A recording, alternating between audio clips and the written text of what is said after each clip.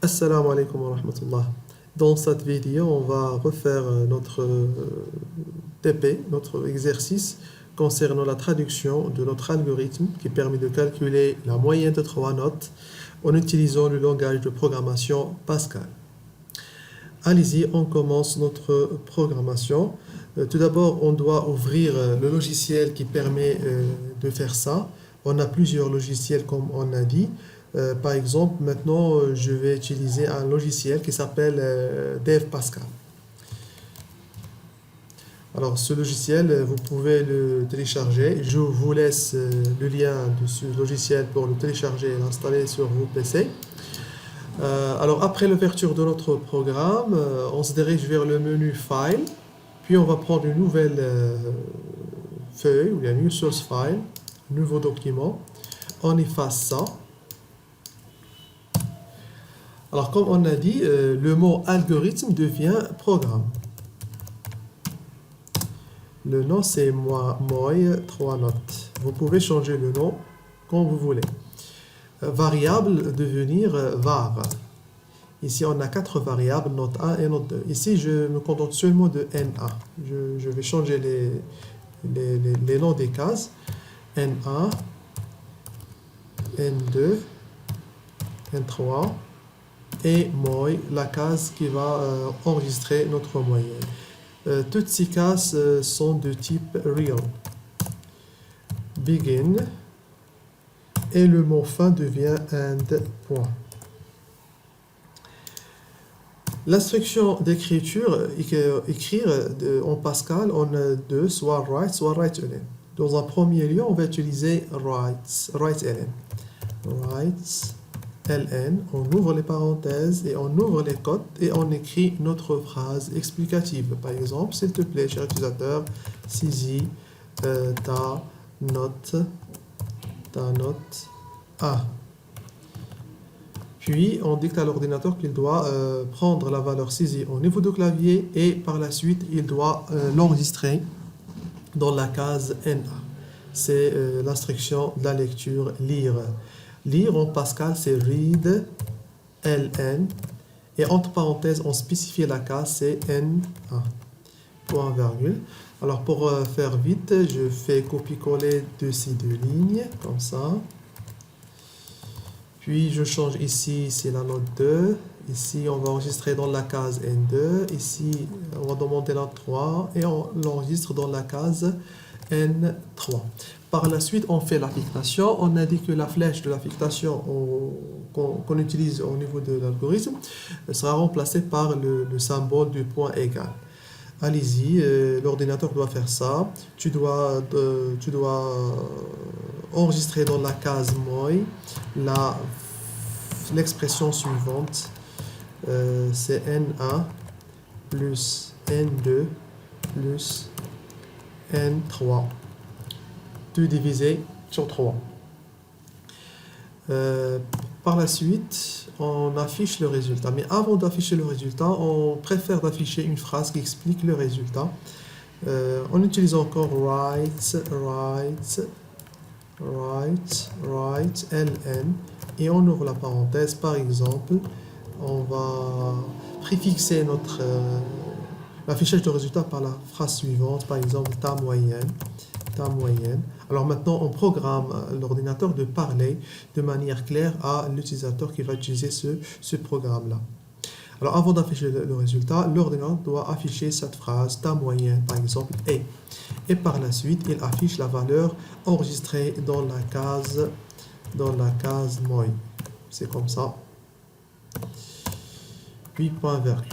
Maintenant, on a terminé notre traduction.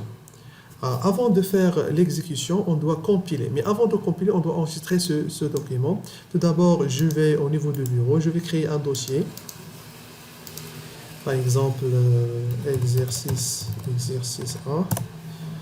Alors, dans ce dossier, je vais enregistrer mon travail.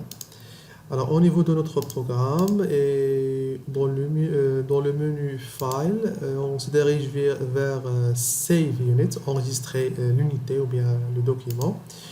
Puis on se dirige vers le bureau pour déterminer le dossier où on va enregistrer notre dossier. Ici, comme vous voyez, le nom par défaut il est nommé Untitled One, ça veut dire en sans titre, mais c'est mieux de donner un nom quelconque. Par exemple, prog 1.pass. Après l'enregistrement de ce fichier-là, regardez ici, l'ordinateur ajoute ce qu'on appelle l'extension. Alors, par définition, les extensions, ce sont les lettres ou bien le mot qui se situe après le point dans le fichier, dans le nom du fichier. Alors, puisque ce fichier est écrit en Pascal, alors l'ordinateur il va l'affecter comme extension .pass, etc. Par exemple, il est écrit en Java, on va trouver .java, et ainsi de suite. Très bien, revenons à notre IDE, un logiciel qu'on utilise pour faire la programmation. Là, après l'enregistrement de notre document, on doit exécuter. C'est bien. Alors, pour faire l'exécution, on se dirige vers le menu Execute et on choisit Compiler, bien Compile. On a dit ça, l'ordinateur ne comprend pas ce qu'on écrit ici. Il ne comprend pas le langage Pascal. Mais pour exécuter notre programme, il doit coder, bien transformer ce code qui est appelé code source ou bien programme source à une version compréhensible ou bien à une version binaire. C'est l'opération compiler. Alors on clique compiler. Alors comme vous voyez, la compilation n'a pas pu aboutir. Pourquoi? Parce qu'on a ici des erreurs au niveau de notre code. Comme vous voyez ici, on a total errors 9. Cela veut dire que la compilation ne peut pas bien effectuer si on a des erreurs au niveau de notre code source. Tout d'abord, essayons de rectifier, de corriger les erreurs avant de faire la compilation. Alors, on clique sur Continue pour trouver facilement les erreurs qu'on a commises. Il suffit de cliquer en dessus de la fenêtre ici. On a l'ensemble des erreurs trouvées par notre logiciel. Cliquons sur la première ligne ici, double-clic.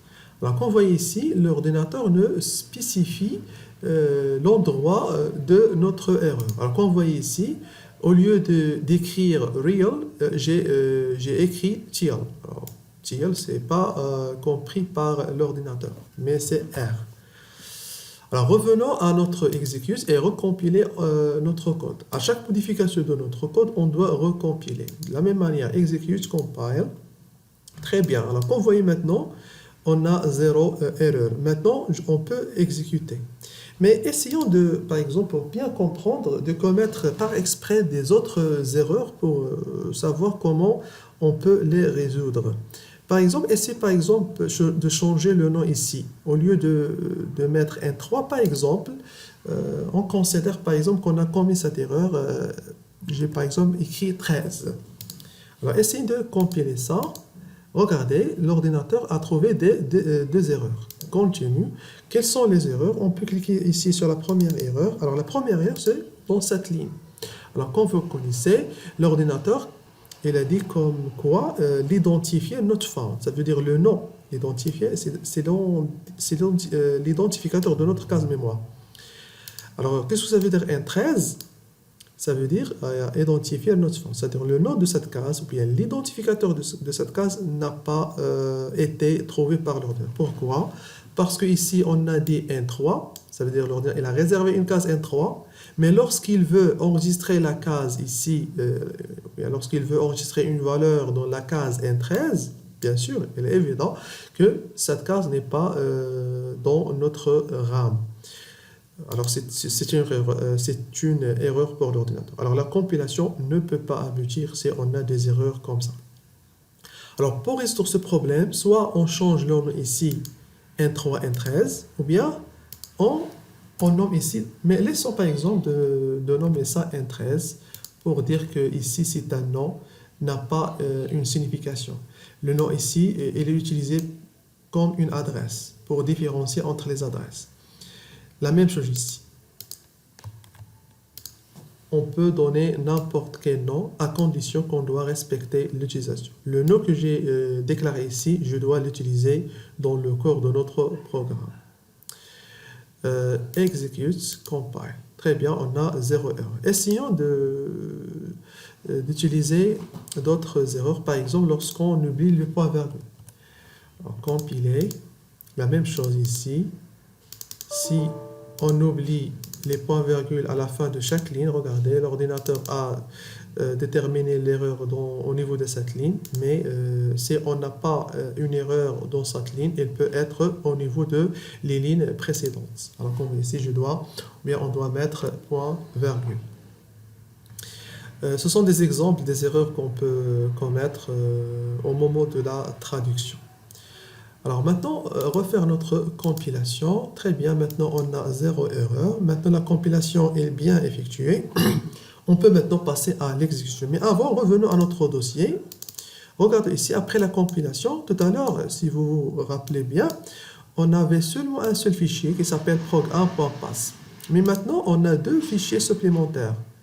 La remarque ici, c'est que tous les fichiers ont le même nom, mais ils se diffèrent au niveau de l'extension. .pass représente le programme source ou bien le code source. prog1.ow, c'est un fichier temporaire, on peut le supprimer. C'est un fichier utilisé lors de la compilation par le PC. Mais le résultat qu'on veut, bien qu'on va utiliser qu'on nous donne la compilation, c'est le fichier qui s'appelle prog1.exe. exe se prononce exe, ça veut dire exécutable. Ce fichier représente le programme binaire, ou bien le programme compréhensible, ou bien le programme binaire, ou bien exécutable par la machine. Alors, clique 2 fois sur ce fichier. Alors, comme vous voyez ici, on obtient notre programme. Maintenant, l'ordinateur a commencé, ou bien il a déjà commencé l'exécution de notre programme. Maintenant, elle est à la ligne qui permet d'afficher cette phrase. S'il te plaît, saisis ta note 1. Maintenant, l'ordinateur est en attente de l'utilisateur de taper une valeur au niveau de clavier. Par exemple, je tape ici 12. Entrée. De la même manière, il demande la deuxième note, 15, 16,76.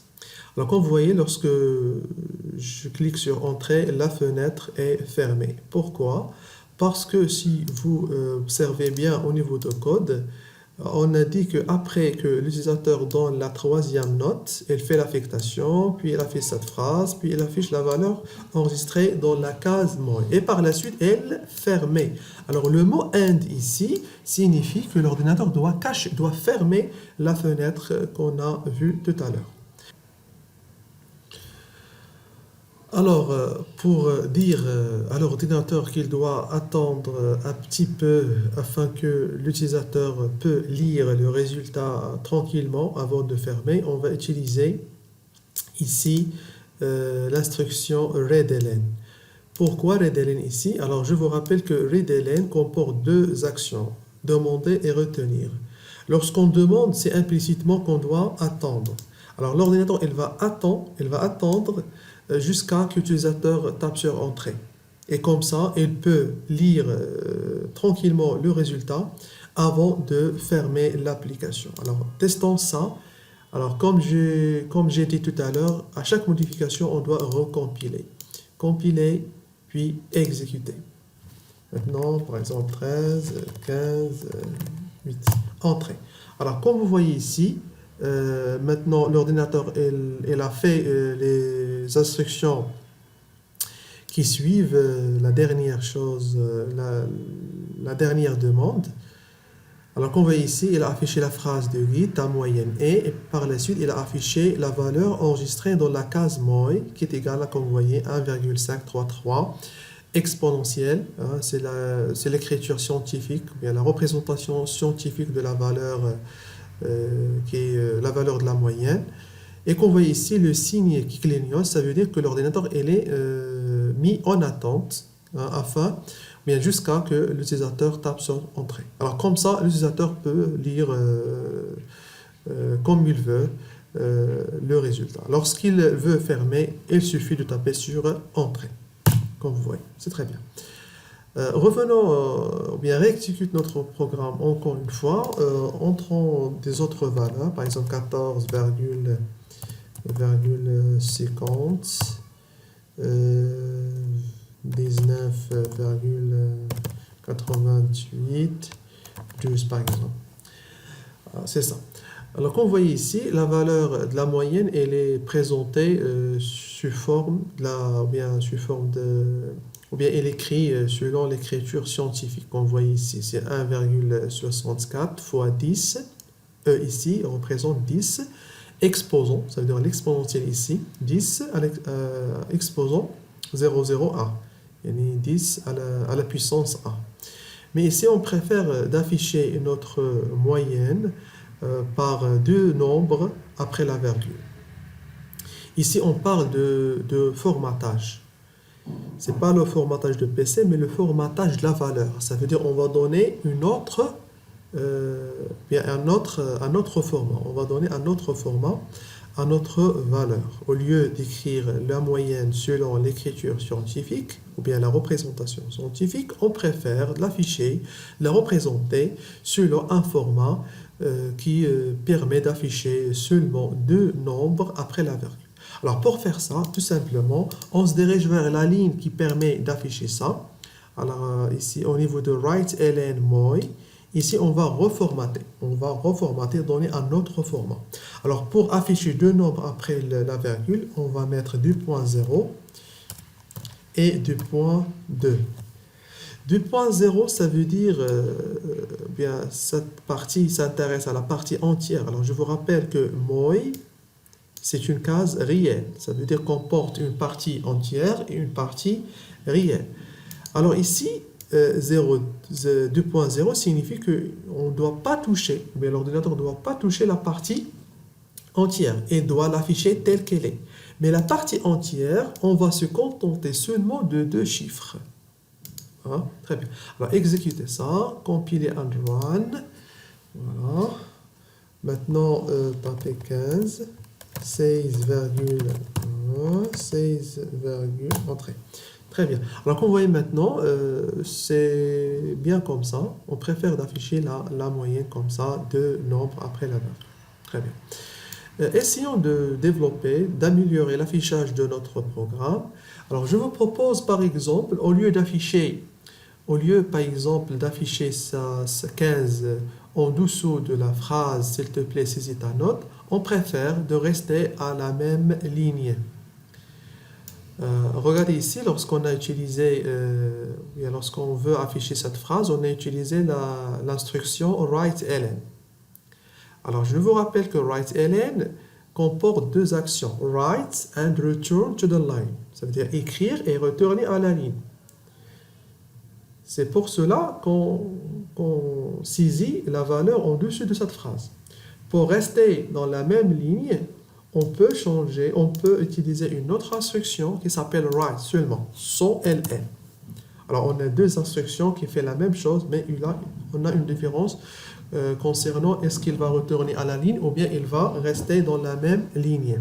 Alors, write, il va afficher cette phrase et il reste dans la même ligne. Ça veut dire readln, il va être effectué dans la même ligne. Regardez ici.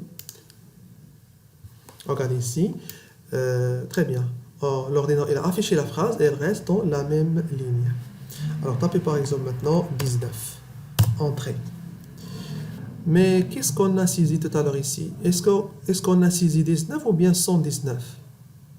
Alors, vous voyez que le 1 ici, c'est de la phrase. Alors ici, elle peut provoquer un problème au niveau de l'affichage. C'est préférable de mettre un espace ici pour différencier entre ce que l'utilisateur saisit et la phrase affichée par l'ordinateur.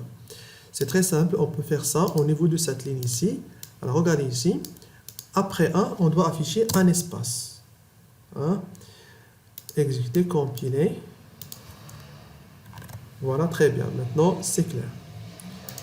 On fait la même chose pour les autres phrases. La même chose ici. On va utiliser seulement write, espace ici pour décaler la phrase avec ce que l'utilisateur va saisir.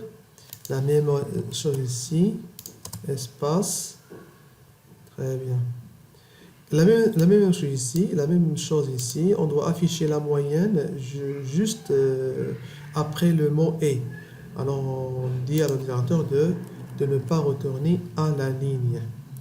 Là, exécuter, compile, and write. Maintenant, 13,16, 15,4 et 20. Entrée. Très bien. Comme vous voyez maintenant, cet affichage c'est plus organisé que le premier. Mais ici, on a un petit problème. Ici, on a le 16, elle est attachée à T. Alors, tout simplement, on va ajouter un espace ici après le T. Après le T. C'est bien. Testons encore une fois. 12, 15, 17,14. Voilà, la moyenne est 14,71. Alors, c'est mieux d'afficher l'échelle ici. 14,61, c'est sur 20. C'est pas sur 40, c'est pas sur 100.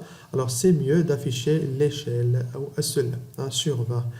Alors, ici, on va, après cette ligne, on va afficher ce message-là sur 20. Mais pour que cette ligne ne retourne pas à la ligne, après l'affichage de la moyenne, on va ici utiliser seulement write. Et pour que la moyenne ne sera pas attachée à S, on va mettre ici espace. Exécuter, compile and run. Alors 12,14, 16,30 et 20. Entrée, c'est bien. Alors ta moyenne est 16,15 sur 20. Maintenant, l'application, elle est bien présentée, elle est bien, si vous voulez, compréhensible par l'utilisateur. Alors, je m'arrête là. Alors, bonne chose pour le demain et à la vidéo prochaine, Inch'Allah.